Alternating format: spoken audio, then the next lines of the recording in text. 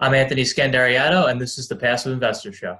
Before we continue with the show, I want to provide the PI listeners with an opportunity. Like me, you probably invested in the stock market and found out that you could do better with real estate. You probably have invested in real estate yourself and found out that you created another job. You're already busy making a living to provide for you and your family. You don't need another job managing tenants and organizing repairs. What if there was another way? What if there was a way for you to benefit from real estate without having the burden to be the landlord? At the Fortes Company, we partner with investors like you and provide opportunities that are specific to your investment criteria. We operate the investment and you enjoy the benefits of passive income and everything that comes along with real estate. You deserve to keep your spare time and continue to make memories with your family. Go to www.investwithfortes.com and see how easy it is to become a passive investor today.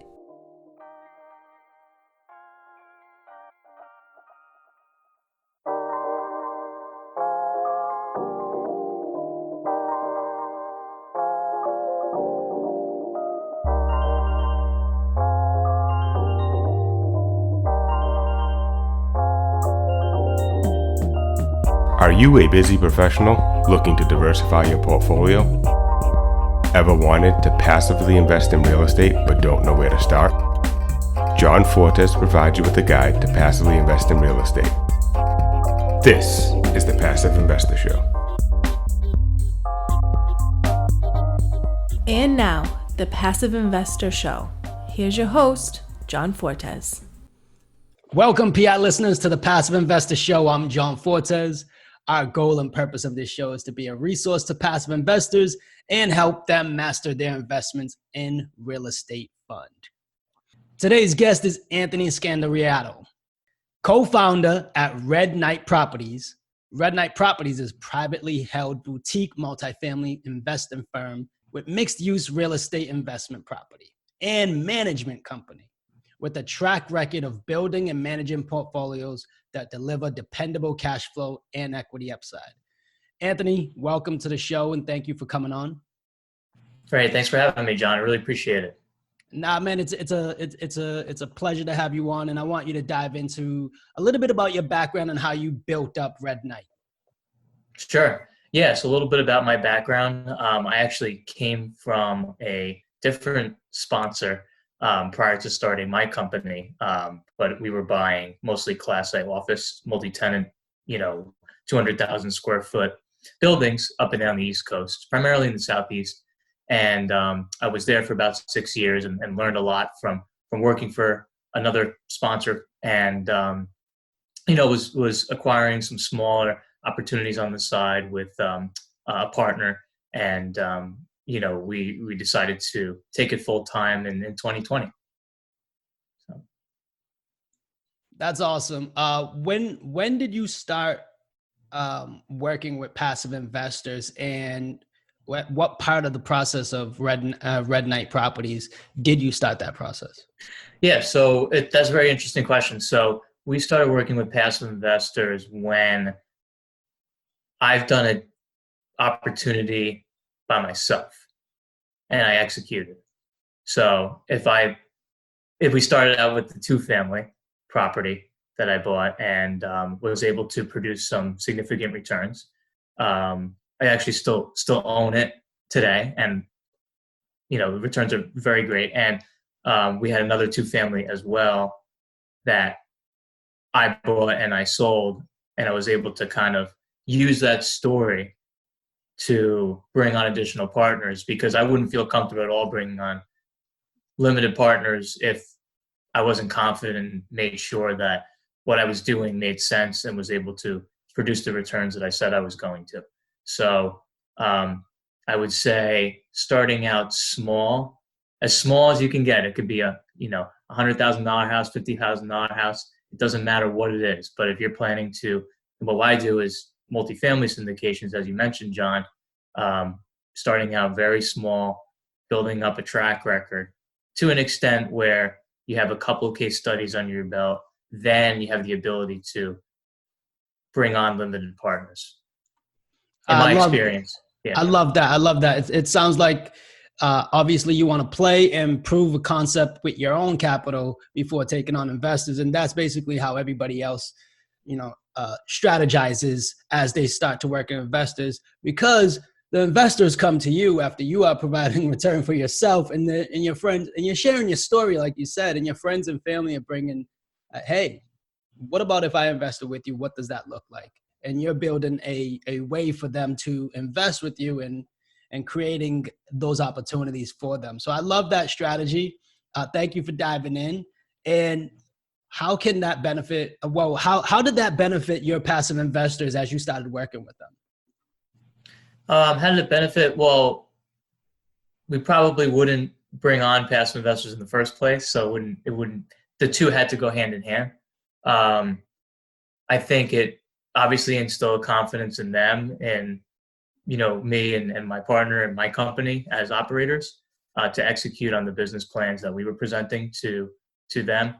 I think that for somebody looking to break in the industry on the operations side and they don't really have the experience, but they found a deal and they want to get into it, that's fine as well. But I would suggest at that point, doing a similar path to what I did, whether it is working for another operator or working with an operator to figure out some sort of structure if you found a deal or you have an investor, whatever the case is, being open-minded to leverage the infrastructure that other operators have built if someone wants to get in on the general partnership side and bring on limited partners where they just don't have that network or the experience or the knowledge to do that quite yet. So I see a lot of that happening more and more, at least recently, with other multifamily syndicators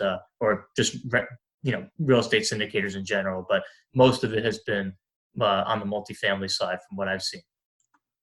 Yeah, that just basically paints the picture of the real estate investment operator side is a very small community, and one thinks it's very big. So a lot of smaller groups partner together to take down bigger deals to be able to scale quicker. And basically, when you're taking down bigger deals, you're doing the same amount of work in a 150 unit deal that you would in a 60 unit deal. So I just kind of want to paint that picture and bring that full circle for what you were explaining in detail in there. So that's great benefit. And John, go ahead. But the other thing I would say real quick is I think it's important for the way I started was to self-manage the properties.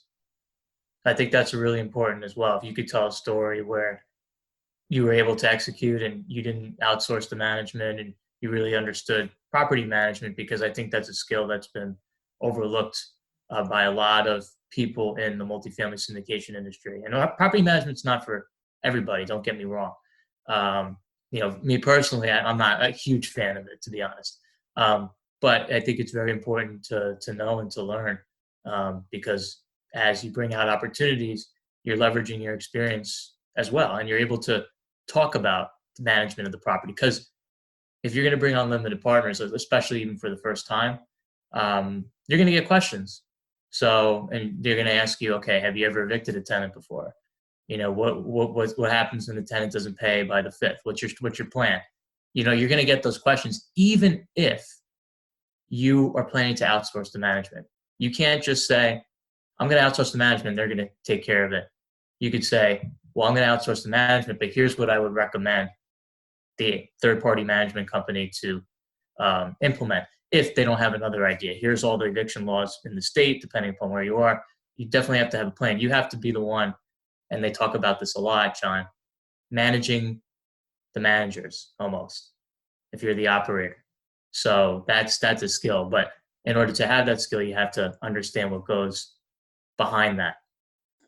Anthony, you hit something right on the head when, and it resonated with me when I see a lot of smaller groups coming into the business is they don't select the right property management company at first. And you have to properly vet them.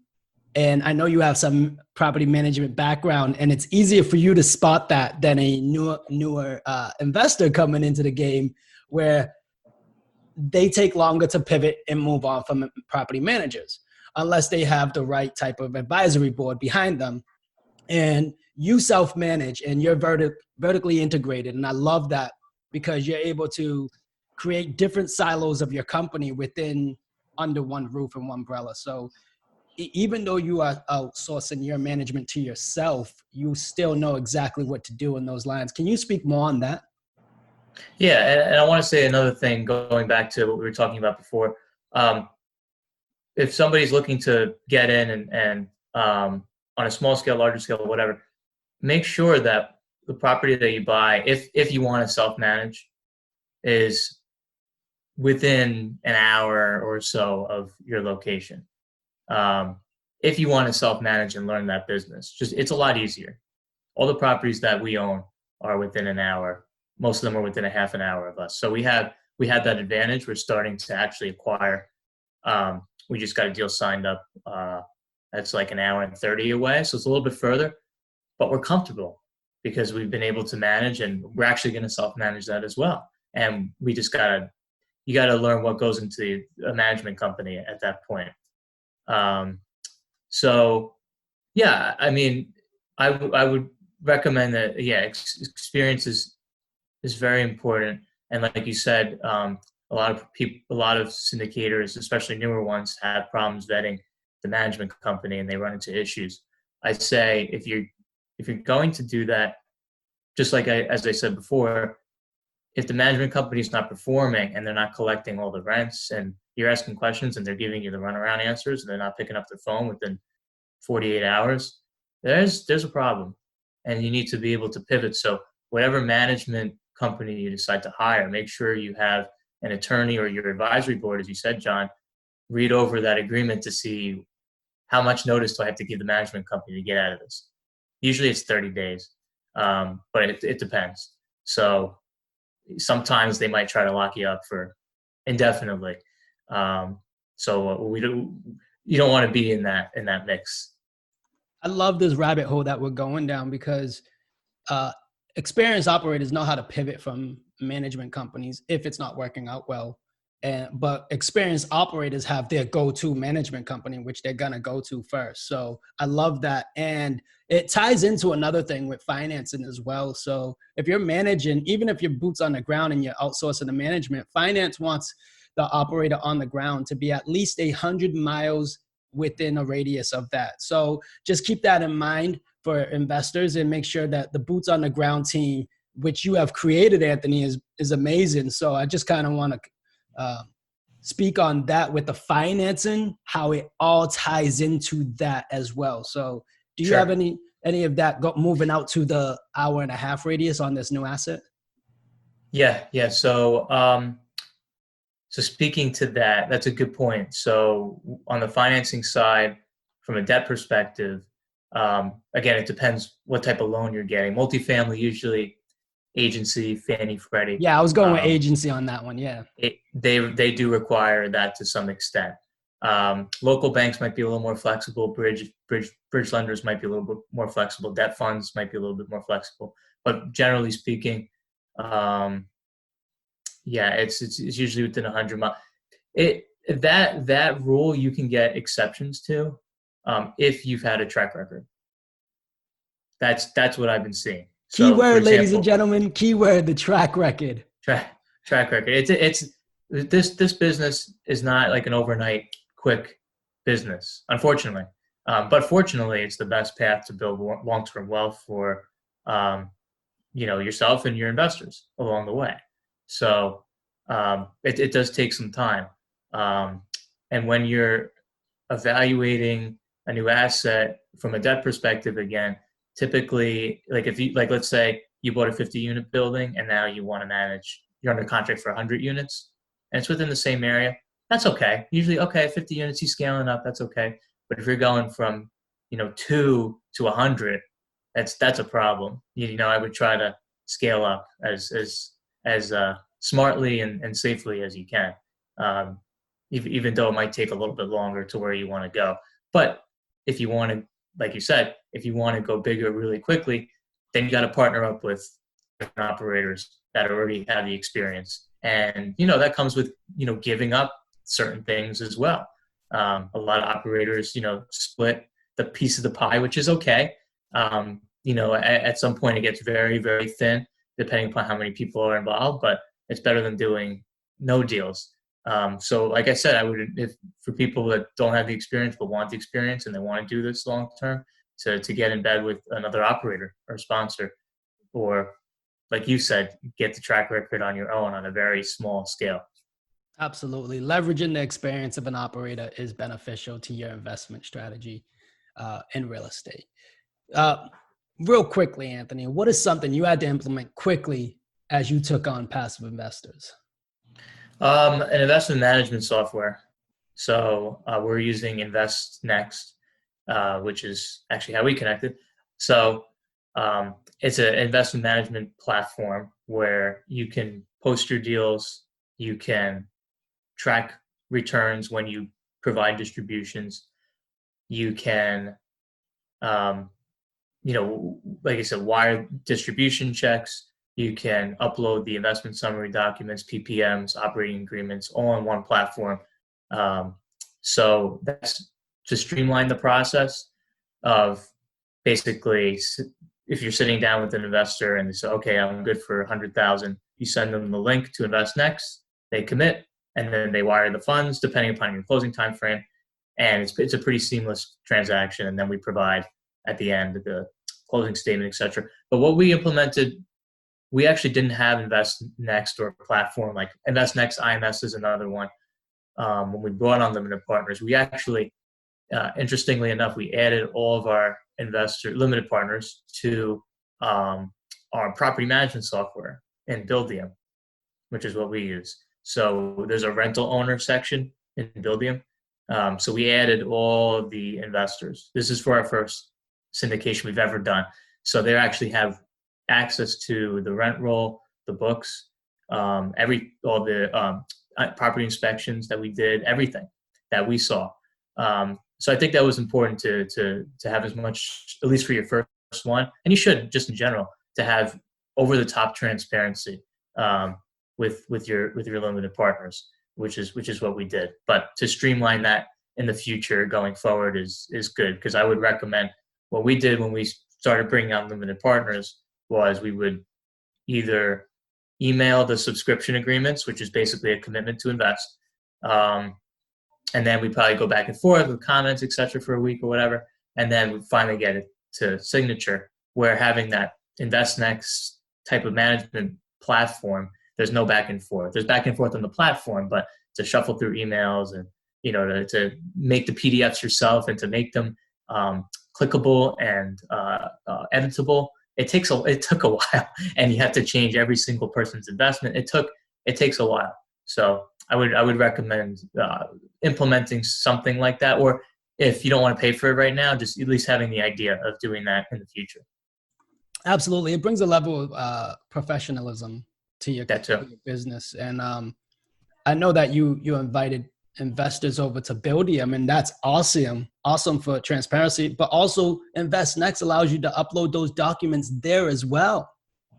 So they see it under their portfolio or under that asset that they're investing in. So that's awesome.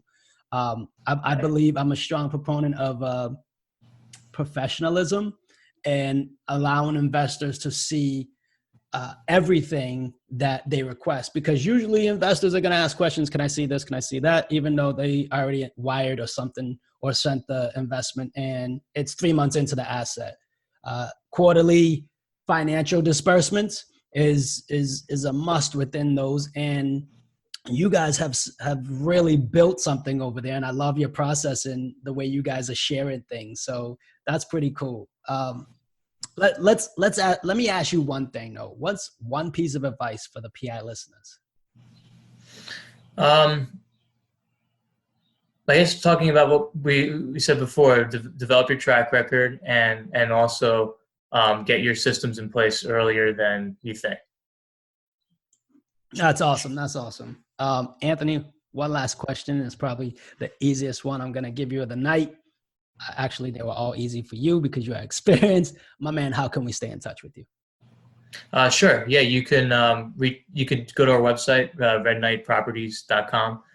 You can actually download. We have a special report there, and it's how to leave your 9 to 5 and become financially independent. So it's free. So I encourage you to download that and take a look at it. And you can reach out to me on LinkedIn or Facebook, Twitter, Instagram. We have pretty much everything. So, but the website's definitely the best way. Definitely get that report. Also, I don't want to shortchange you, Anthony. You do have a podcast. Please talk to us about that. Sure. Yeah, and I appreciate you letting me come on yours. Yeah, it's called Discovering Multifamily. So we discuss all educational topics as it relates to commercial real estate, not only multifamily, but we always try to tie it back to multifamily investments on both the active side and the passive side.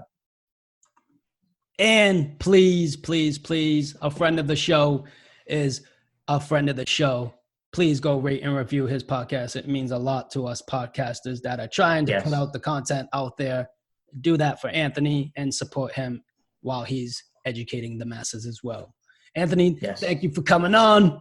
I appreciate you. I can't wait to have you back in the future sometime and just learn more about how you're working with investors and how you're scaling through that process. So thank you again. And PI listeners, thank you for listening. As always, we hope this was the best resource for your investment strategy, but also the best use of your time. As much as it pains us to leave you, but you know what time it is. Time to go put this into practice. Till the next time we meet. PI listeners, I'm grateful for your time and I appreciate you for listening. For more information, go to passiveinvestorshow.com. If any of this resonates with you, please subscribe and leave a review. The more you know, the more we grow. Thank you for tuning in. Till next time.